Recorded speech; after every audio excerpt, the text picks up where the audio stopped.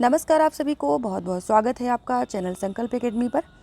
आज के इस वीडियो सेशन को शुरू करने से पहले ही हम आपको बता दें कि कल हमने जो क्वेश्चन करवाए थे उसमें बाकी लोगों ने अपने अपने स्कोर यहाँ पर लिख के बताए हैं। 50 में बहुत से लोगों के, जितने भी लोगों ने देखे हैं वीडियो, मतलब उनमें से बहुत से लोगों के 40 प्लस क्वेश्चंस थे। उन सभी के लिए, उन सभी को बधाई। और आज के इस वीडियो सेशन में भी हम 50 प्रश्नों को लेने वाले हैं और उम्मीद करूँगी कि आप लोग अपने इन 50 में से 40 प्लस का स्कोर ज़रूर करेंगे। तो अपने तैयारी को बहुत अच्छे से जांचें। अगर आप इस प्रयोगवाद के टॉपिक से इस 50 प्रश्न के 40 प्लस प्रश्नों को कर लेते हैं तो मेरी समझ से आपकी तैयारी 90% कंप्लीट है। और अगर सारे जितने भी अभी वीडियोज हुए हैं प्रयोगवाद के उन सबको कंप्लीट कर लेते हैं तो आपकी तैयारी 100% होती है, मान ली जाएगी। ठीक है, अगर उसमें भी कहीं कहीं कोई कमी रह जाती है तो उसको नज़रअंदाज करें, क्योंकि कमियों को देख करके ही आगे बढ़ा जाता है, लेकिन उससे डीमोटिवेट होना ये बहुत अलग बात होती है। चलिए हम फिलहाल ज़्यादा बकवास ना करते हुए आगे जो है वीडियो को शुरू करते हैं। काफ़ी लोग स्किप कर देते हैं इंट्रो जो होता है, और वो सभी चीज़ें यूट्यूब की नज़र में होती हैं और जो कि मेरे चैनल पे मुझे दिखाती हैं कि जो मैं शुरू में बातचीत आप लोगों से करती हूँ उसे ज़्यादातर लोग पसंद नहीं करते, और इसलिए ज़्यादा बातचीत न करते हुए सीधे वीडियो सेशन को शुरू करते हैं। चलिए, पहला प्रश्न हमारा आज का है, कुंवर नारायण जी को किस वर्ष भारतीय ज्ञानपीठ पुरस्कार प्रदान किया गया? सही ऑप्शन सीधे लेंगे। आप लाइव सेशन में अपने आंसर को टाइप कर सकते हैं और अपने स्कोर को बाद में चेक करके ज़रूर लिखिएगा कि कितने क्वेश्चन आपने आज की इस क्लास में सही किए। तो सही ऑप्शन यहाँ पर है 2005, यानी कि ए वाला सही होगा 2005। इसमें कुंवर नारायण जी को ज्ञानपीठ पुरस्कार प्रदान किया गया था। अगला प्रश्न है, कुंवर नारायण की रचना नहीं है, यानी कि एक नहीं है इनमें से, वो नहीं है जो उसको बताना है आपको कि वो किसकी है, ये भी बताना है। तो सही ऑप्शन लेंगे सी। यहाँ से देखो, ये केदारनाथ सिंह की रचना है। आप लोगों को पता ही होगा, चक्रव्यूह, परिवेश, हम तुम, इन दिनों ये सभी रचनाएं कुंवर नारायण की हैं। यहाँ से देखो, ये रचना केदारनाथ सिंह की है। केदारनाथ सिंह और केदारनाथ अग्रवाल दो कवि हमारे प्रयोगवाद में आते हैं, इसलिए थोड़ा सा डाउट यहाँ पर हो जाता है कि सिंह और अग्रवाल में, तो उसे दूर करने के लिए उनकी रचनाओं को बेहतर ढंग से पढ़ें, नोट्स बनाएं, उनमें कोई ना कोई ट्रिक का जो है यूज करें आप, जिससे कि कभी भी इनकी रचनाओं में कोई दिक्कत ना होने पाए। अगला प्रश्न है, ठंडा लोहा के रचयिता हैं। ठंडा लोहा के रचयिता इनमें से कौन है? तो सही ऑप्शन है इसमें धर्मवीर भारती, बी वाला ऑप्शन यहाँ पर सही होगा। अगला है, कनुप्रिया के लेखक कौन है? इसका भी सही ऑप्शन है ए, धर्मवीर भारती।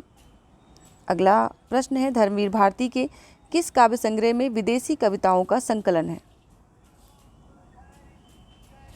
विदेशी कविताओं का संकलन धर्मवीर भारती की किस काव्य संग्रह में है? तो वो रचना है देशांतर, यानी कि बी ऑप्शन यहाँ पर सही होगा।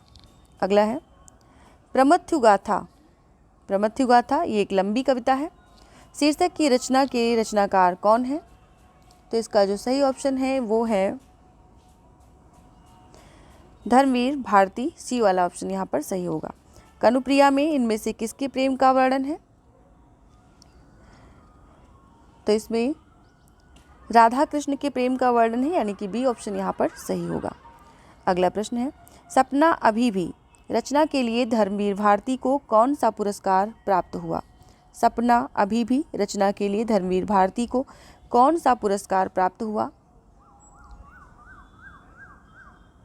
सही ऑप्शन है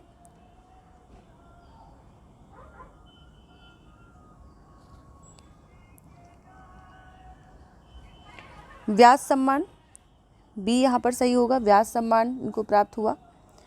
अगला प्रश्न है, अंधा युग गीत नाट्य में कितने अंक और कितने भाग हैं? ऐसे प्रश्न नेट की परीक्षा में ज़्यादातर पूछे जाते हैं और आपके टीजीटी पीजीटी के परीक्षा में भी इसके अंक या भाग अलग अलग प्रश्न में आ सकते हैं। इसलिए इसको, जो भी नाटक आपके पाठ्यक्रम में लगे हुए हैं उन सभी के अंक या भाग जो भी हों उन्हें आपको बेहतर ढंग से शार्ट नोट्स बना करके लिख लेना चाहिए। चलिए, इसका सही ऑप्शन लेते हैं। सही ऑप्शन है 5 अंक 8 भाग, यानी कि डी वाला ऑप्शन यहाँ सही होगा। अंधा युग नाटक में 5 अंक हैं और 8 भाग हैं। अगला प्रश्न है, इन फिरोजी होठों पर बर्बाद है मेरी जिंदगी किस कवि की पंक्ति है?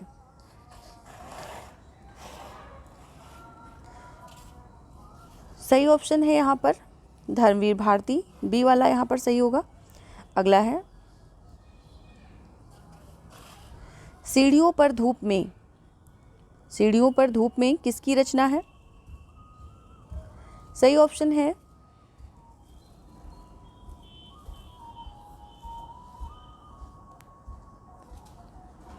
रघुवीर सहाय, ए ऑप्शन यहाँ पर सही होगा, रघुवीर सहाय।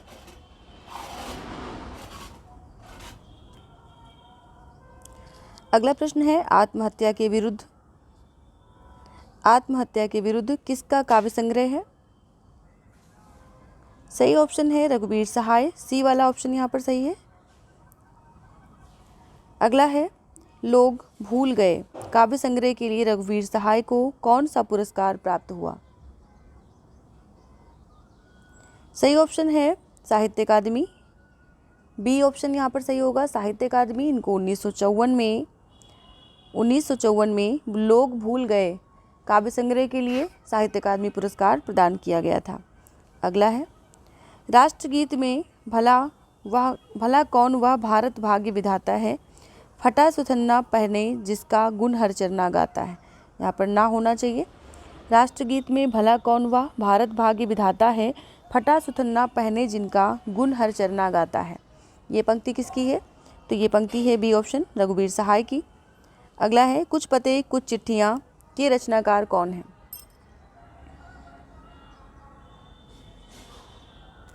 सही ऑप्शन है सी रघुवीर सहाय।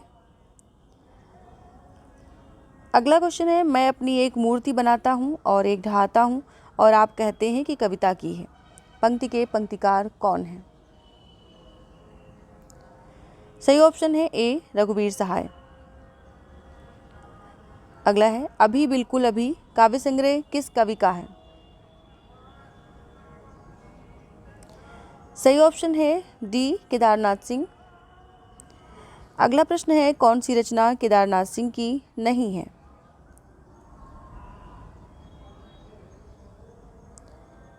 सही ऑप्शन है सतपुड़ा के जंगल, डी ऑप्शन यहाँ पर सही होगा। सतपुड़ा के जंगल भवानी प्रसाद मिश्र की रचना है। बाकी सभी रचनाएं जमीन पक रही है, बाघ, अकाल में सारस, ये सभी केदारनाथ सिंह की रचनाएं हैं। अगला है कौन सी रचना केदारनाथ सिंह की नहीं है? सही ऑप्शन है डी काल तुझसे होड़ मेरी, ये रचना शमशेर बहादुर सिंह की है। बाकी सभी रचनाएं अनागत, टालस्टाय एवं साइकिल, यहाँ से देखो, ये सभी रचनाएं केदारनाथ सिंह की हैं। केदारनाथ सिंह को 1989 में किस रचना के लिए साहित्य अकादमी पुरस्कार मिला था?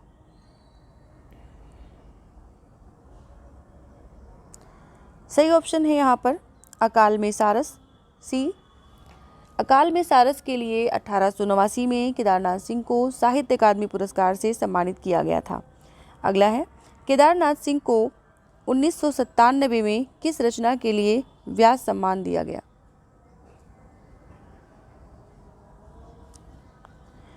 सही है ऑप्शन सी उत्तर कबीर एवं अन्य कविताएं, उत्तर कबीर एवं अन्य कविताएं। अगला प्रश्न है आप सभी लोग प्रयोगवाद के प्रश्नों को हल कर रहे हैं और ऐसे प्रश्नों को पाने के लिए आप हमारे चैनल पर बने रहें। सब्सक्राइब नहीं किया तो सब्सक्राइब कर लें। वीडियो अच्छी लगे तो लाइक करें। प्रश्नों को लेकर के किसी तरह की कोई बात हो, कोई भी तरह का सुझाव हो तो उसे ज़रूर दें कमेंट सेक्शन में। और अपना बहुमूल्य समय देने के लिए आप सभी को बहुत बहुत धन्यवाद। अगला प्रश्न है केदारनाथ सिंह जी को संपूर्ण साहित्य के लिए किस वर्ष भारतीय ज्ञानपीठ पुरस्कार से सम्मानित किया गया?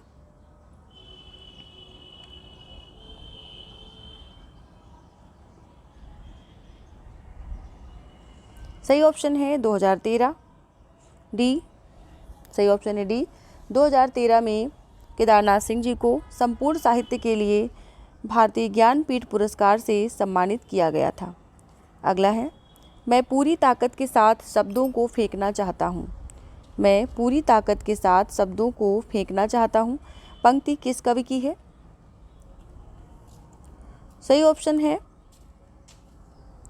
केदारनाथ सिंह, बी ऑप्शन सही है। केदारनाथ सिंह की पंक्ति है कि मैं पूरी ताकत के साथ शब्दों को फेंकना चाहता हूँ। अगला है टॉलस्टॉय और साइकिल किसकी काव्य कृति है? सही ऑप्शन है डी डी नहीं, यहाँ पर सही ऑप्शन होगा सी केदारनाथ सिंह। केदारनाथ सिंह की रचना है टॉलस्टॉय और साइकिल, ये काव्य कृति है। अगला प्रश्न है मछली घर किसका काव्य संग्रह है? बहुत ज़्यादा पूछी जाने वाली रचना है ये, इस पर विशेष ध्यान दें आप लोग। सही ऑप्शन इसमें क्या होगा? सही ऑप्शन है बी विजय देव नारायण शाही। अगला है साखी काव्य संग्रह के रचनाकार कौन हैं? सही ऑप्शन है विजय देव नारायण शाही, ए ऑप्शन यहाँ पर सही होगा। अगला है साधो आज मेरे सत्य की परीक्षा है, किसकी पंक्ति है? साधो आज मेरे सत्य की परीक्षा है, ये पंक्ति किसकी है?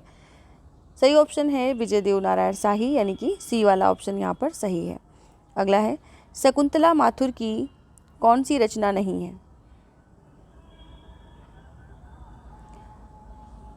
शुक्र तारा, सी ऑप्शन यहाँ पर सही होगा। शुक्र तारा रचना मदन वात्स्यायन की है और शकुंतला माथुर की बाकी सभी रचनाएं हैं। चांदनी और चूनर, कूड़े से भरी गाड़ी, सुनसान गाड़ी, ये सभी रचनाएं शकुंतला माथुर की हैं।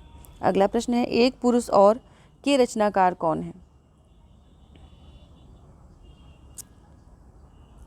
सही ऑप्शन है डॉक्टर विनय, बी वाला ऑप्शन सही है यहाँ पर, डॉक्टर विनय, इन्होंने एक पुरुष और की रचना की है। अगला प्रश्न है अभी और कुछ इनका की रचनाकार कौन है? सही ऑप्शन है सी शकुंतला माथुर। अगला है कविता श्रीकाकुलम के रचनाकार कौन है? कविता श्रीकाकुलम,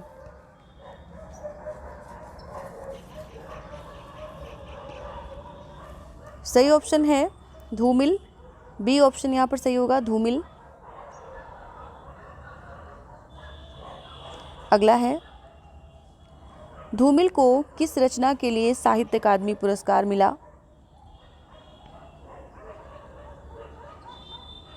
सही ऑप्शन है बी कल सुनना मुझे के लिए इन्हें 1979 में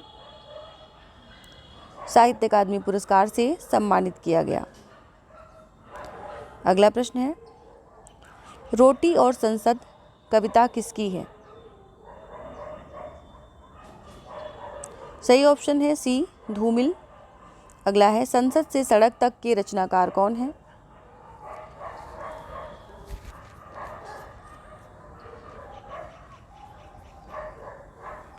सही ऑप्शन है धूमिल, डी ऑप्शन यहाँ पर सही होगा धूमिल। ये प्रश्न टीजीटी परीक्षा 2005 में पूछा जा चुका है। अगला है कवि धूमिल का पूरा नाम क्या है? कवि धूमिल का पूरा नाम क्या है? सही ऑप्शन है सी सुदामा पांडे। अगला है अपने यहाँ संसद तेल की वह घानी है जिसमें आधा तेल है आधा पानी है, ये पंक्ति किसकी है? सही ऑप्शन है सी धूमिल। अगला प्रश्न है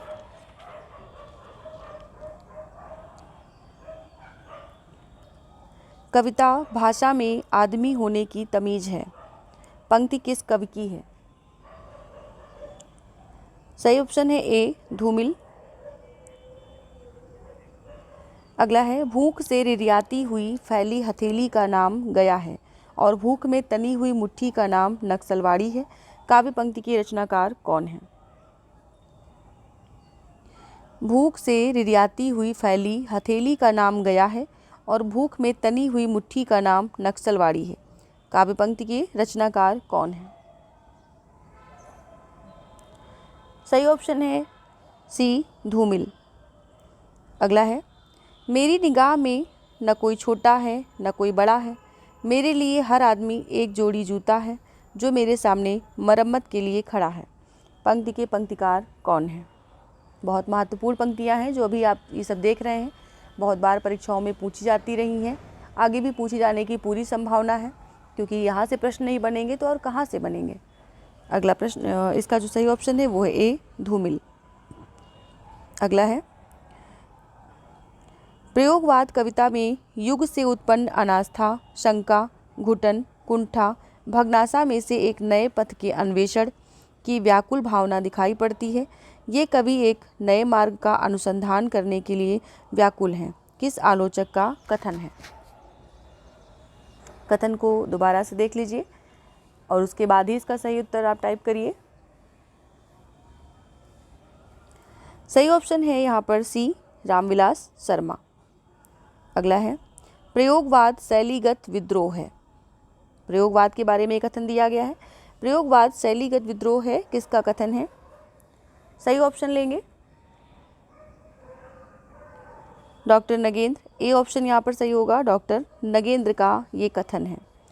कथन, पंक्तियाँ, ये सभी बहुत अच्छे से तैयार करनी होती हैं। 2021 का अगर आपने टीजीटी का पेपर देखा है, पीजीटी का पेपर देखा है, बहुत स्तरीय पेपर था, उसमें कथन और पंक्तियाँ ही ज़्यादातर समाहित की गई थी।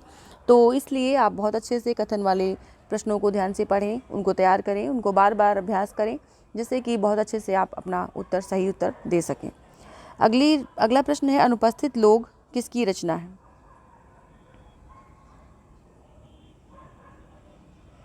सही ऑप्शन है बी, भारत भूषण अग्रवाल। अगला है, अभी बिल्कुल अभी। अभी बिल्कुल अभी किसकी काव्य कृति है?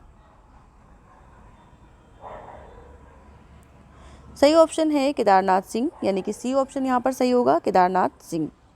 अगला है, प्रयोगवाद दृष्टिकोण का अनुसंधान है, किसका कथन है?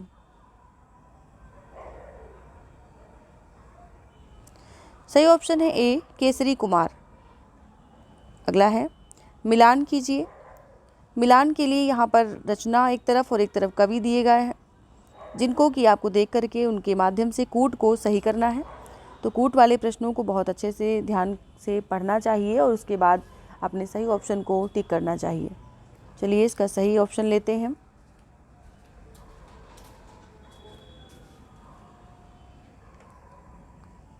विकल्प ए यहाँ पर सही है, 3 4 1 2, यानी कि भूरी भूरी खाक धूल जो है वो मुक्तिबोध की रचना है। ठंडा लोहा धर्मवीर भारती की रचना है। खुशबू के शिलालेख भवानी प्रसाद मिश्र की रचना है। धूप के धान गिरजा कुमार माथुर की रचना है। 3 4 1 2 यहाँ पर ऑप्शन सही होगा। अगला फिर से है, मिलान कीजिए, रचना और कवि का मिलान करना है। सही ऑप्शन आप देखें, अपने सही ऑप्शन को, सारी रचनाओं को उनके साथ मिलान करके देखें, उसके बाद ही हम अगले क्वेश्चन पर चलेंगे। तो यहाँ पर जो सही ऑप्शन है वो है सी, 2 3 1 4। इत्तलम जो है वो अज्ञेय की रचना है। मंजीर गिरजा कुमार माथुर की रचना है। वन पाखी सुनो नरेश मेहता की रचना है। अंधा युग धर्मवीर भारती की रचना है। अगला है, भारत भूषण अग्रवाल की रचना उतना वह सूरज पर कौन सा पुरस्कार मिला? सही ऑप्शन है सी, सरस्वती सम्मान। उतना वह सूरज के लिए भारत भूषण अग्रवाल को सरस्वती सम्मान से सम्मानित किया गया था। ये सम्मान इनको 1978 में प्रदान किया गया था। रचना थी उतना वह सूरज के लिए। अगला प्रश्न है, किसने फूल खिलाए किस कवि की रचना है? सही ऑप्शन है डी, भारत भूषण अग्रवाल। अगला है, बढ़ रही है परिधि मेरे स्तनों की हसरतें जवान हैं, आज कह दो इन उंगलियों से पेश आए मुनासिब बेरहमी से। ये पंक्ति किसकी है?